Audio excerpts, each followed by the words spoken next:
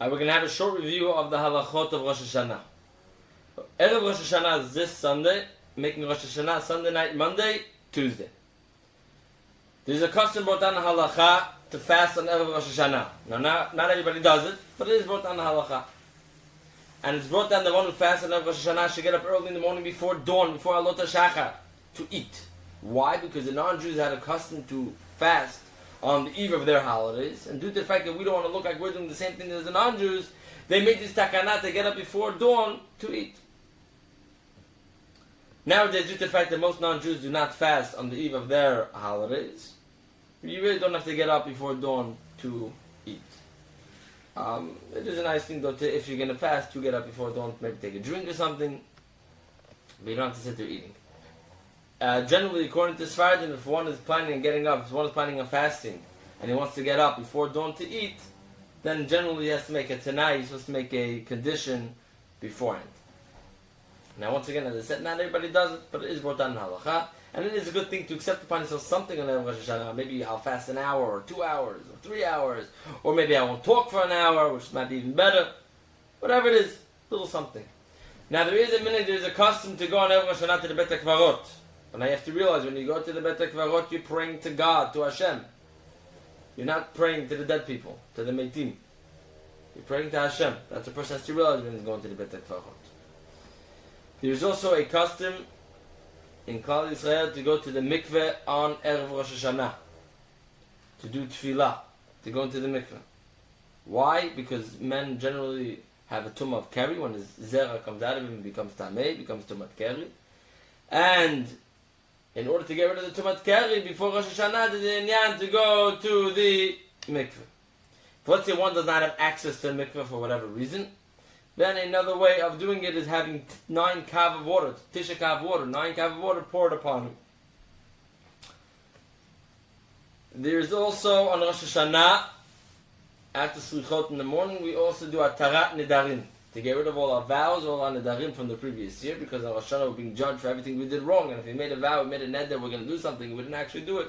It's a grave sin, it's a terrible sin. Therefore we do atarat nedarim on Erev Rosh Hashanah. Rosh Hashanah, the evening, Erev Rosh Hashanah, you light candles. A woman lights candles.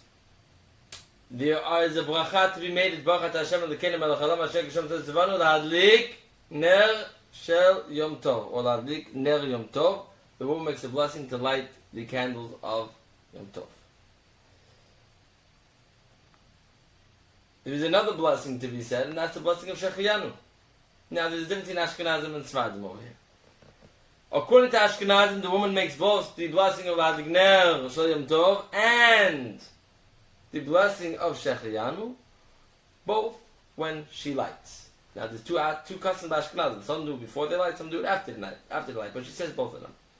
According to Sfardim, she should say the blessing Lahadlik Ner Yom Tov before she lights, and Shechiyanu, according to Sfardim, she should not make when she lights. Rather, she should be yotzeh when she hears her husband come home and saying kiddush. That is according to Sfardim. Ashkenazim, the woman says Shechiyanu. When the husband comes home from the Beit Knesset, he makes kiddush, makes shechiyanu. According to everybody. He then washes and you have hamotzi. After the hamotzi, we eat different fruits and different foods and some vegetables and other things for a good siman, a good sign. Generally because the name of the fruit or the vegetable has a good sign to it. For example, a lot of people have the custom of taking an apple, dipping it in, and they say, well, l'shana dip into honey, l'shana tova mutuka. Also, a custom, a lot of people, they dip the bread in honey. Instead of dipping it in salt, they dip in honey. Some dip it in salt and honey. Some dip it in sugar. Different customs. Or what? L'shana tova mutuka, for a good, happy, sweet new year. And the yiratzon that you said.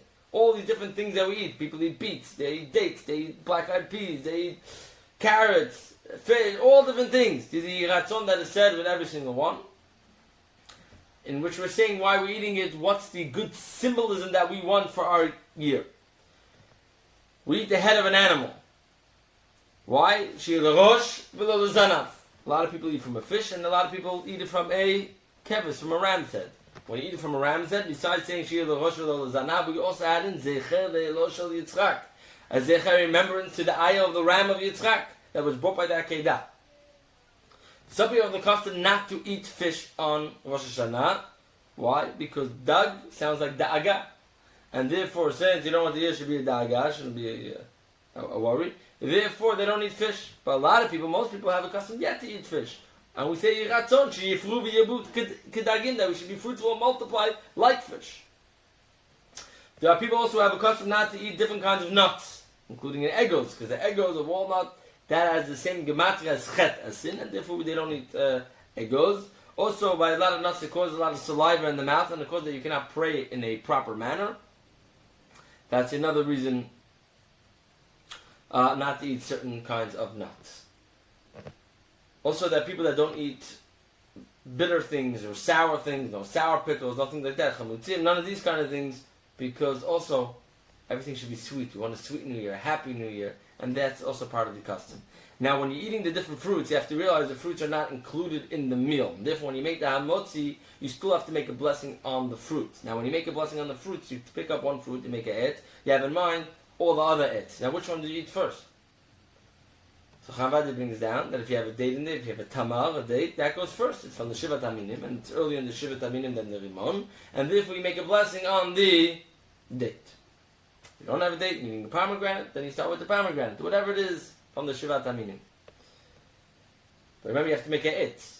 You make the etz, you eat the food, only afterwards you say Ratzon after you swallow, because you need to, you can't have a hefsek between, you can't have a break between the blessing and the eating of the food.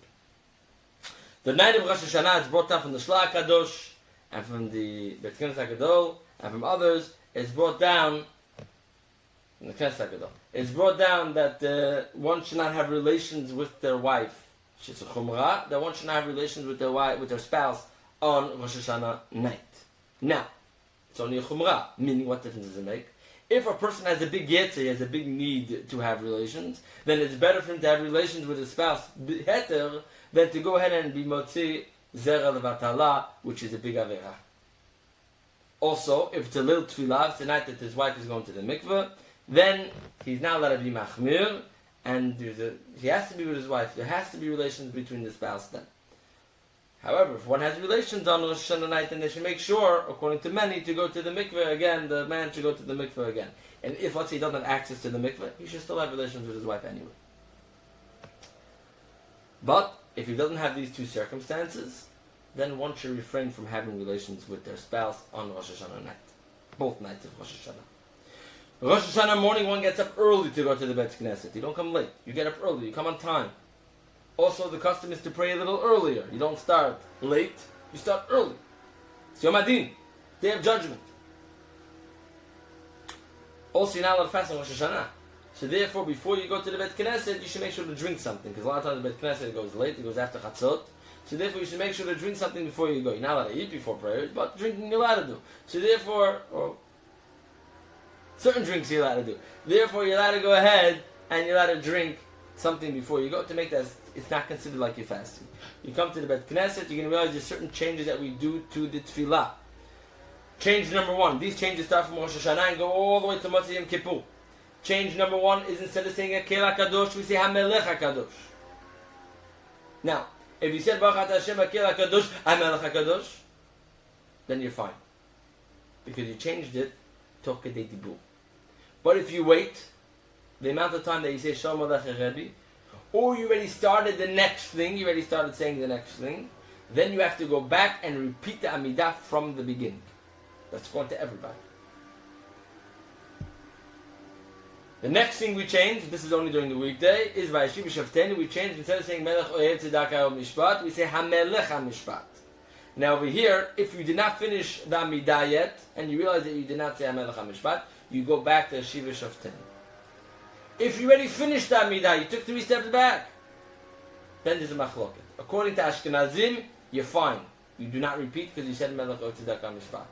But according to Sfardim, you have to go back, or the Chavad brings down, and the Bet Yosef brings down, you have to go back and repeat the Amidah. The other thing that we say is Zechenu L'chaim, Uktov L'chaim Tovim, V'sefer Chaim Tovim. Those are all other things that we add in over there. Those you do not have to go back, nor do you have to repeat the Amidah if you missed them.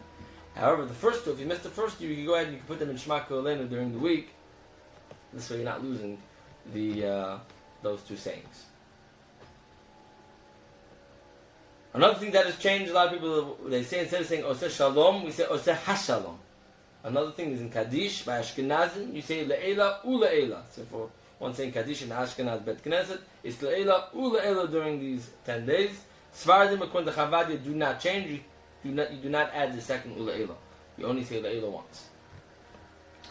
Now, the mitzvah of the day of Rosh Hashanah is to blow shofar. That is the mitzvah d'oraita from the Torah. Who is mechuyav to hear shofar? So from the Torah, the only person in the Torah mechuyav to hear shofar is a male, a man over the age of 13. Women in the Torah not mechuyav to hear shofar. What difference does that make? We'll explain it in a second. There are two brachot that are said on shofar. Two brachot. The Shema Kol Shofar and Shechiyanu. Those are both said. The first day you say two brachot. The second day you only say one brachot. The Shema Kol Shofar. The mitzvah is to hear the shofar. Now a person has to make sure not to talk, even the people listening.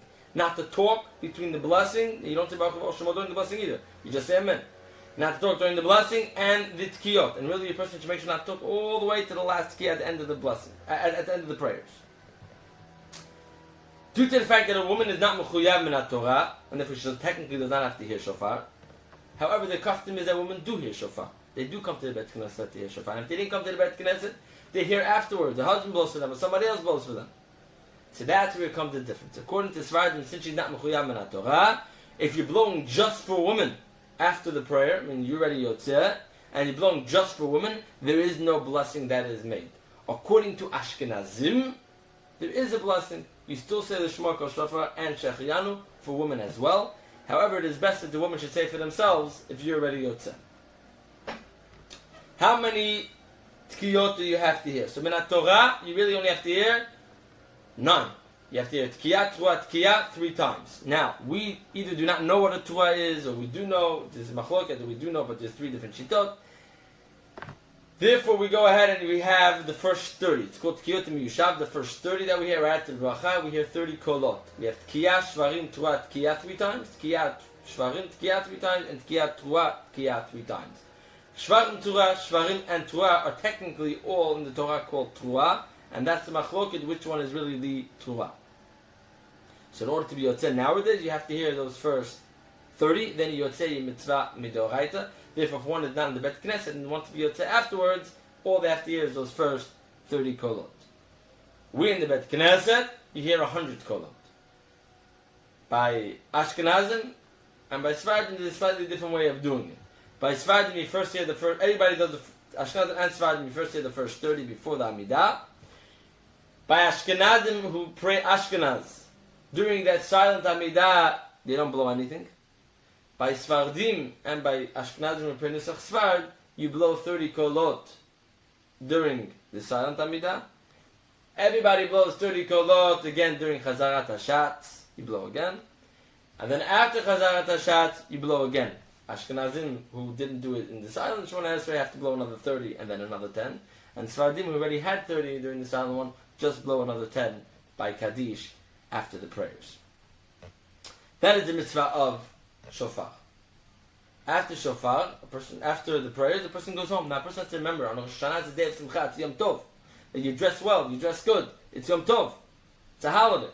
It's not a day to be out there, to be crying. It's not a day to be ba'atzvot. It's a day to be b'simcha, to be joyful. So when you come home, you have a normal meal. It says you should have basar shamin, you should have fatty meat, you should have good meat. All the meals, supposed to be meat meals. Every meal is supposed to have good food and sweet food for a good time. But remember, don't fill yourself. Don't overstuff yourself. It's Rosh Hashanah after all. You don't overstuff yourself. And you have to make sure that you're not the holodot. You're not talking by the meal, the tzanut, the chilut, lashon hara, because then you're doing averot during the meal. Now, the custom is not to sleep. It's brought down one should not sleep on Rosh Hashanah day. And it says one who sleeps during Rosh Hashanah day, his mazal sleeps. However, the Ari HaKadosh, the Rizah brings down, that's only to Chatzot Hayom. Till midday. After midday, he says you're allowed to sleep. What difference does that make? What are you planning on doing with your day? If you're planning, after your meal, to sit and talk the next 5 hours, or to play games, then you know what? It's better you sleep. Because you're doing Averot. You're going to be talking Lashon Hara, Bechilut, all different other things. You're going to be talking about people. And it says somebody who sits and does nothing, it's as if you're sleeping anyway. So you might as well sleep and not do any Averot, than stay up and do Averot. So what should one be doing? One should really be staying up and learning. Now let's say a person cannot learn. For whatever reason he doesn't know how to learn, whatever he has issues learning. Then read Tehillim. Open the Tehillim and read the Tehillim. In the beginning you have to say Tehillim on Rosh Hashanah. You open the Tehillim and you say Tehillim. But a person has to make sure to use their time wisely. It's not worth it to stay up if you're going to waste your time. After Mincha is the custom to do Tashlich. Tashlich is really supposed to be done going to the Nahar, going to the river. Because it's big in Yanim in which Avraham Avinu, by the Akedah, he went through the water until it reached his mouth. And other reasons. And therefore the Inyan is ready to go to the river. So a lot of people on Mekel, they just turn on a hose or a faucet, just to have running water. Some people say you should have fish. All different shittot. Either way, the Inyan is to do Tashlich on the first day of Rosh Hashanah. One who cannot do it on the first day of Rosh Hashanah could do the second day of Rosh Hashanah, and really you have all the way until Rosh Hashanah Rabbah to do Tashlich.